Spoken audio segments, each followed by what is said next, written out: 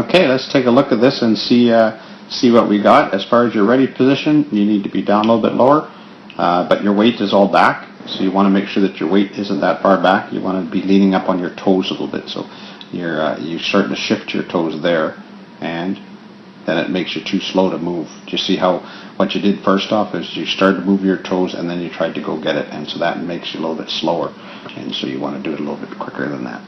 Hands.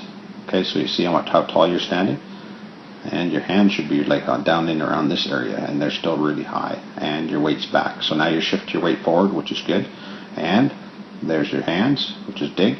Good dig around. You need to get your hips around a little bit more, but it was a good dig. But you also didn't push through it. Notice how you're still moving backwards. You should have done this. You should have moved forward and then moved through the ball. Okay, take a look at the ready position here. So then this weight's back. That one's starting to lift off a little bit, but I think it's more because you simply got it there.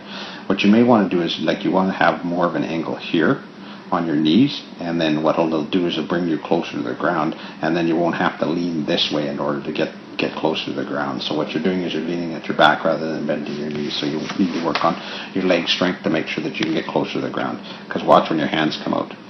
So here comes your hit. There's your ready position. You start to shift. But you see how high your hands still are? Which is not bad, but you still have all your weight on this foot. Your weight is all back. And so you want to move your weight forward, and you're starting to pull your hands down so that your hands are too low. You want to keep your hands out in front of you, and so that you're not passing between your legs, you're passing down, because you're going to swing your arms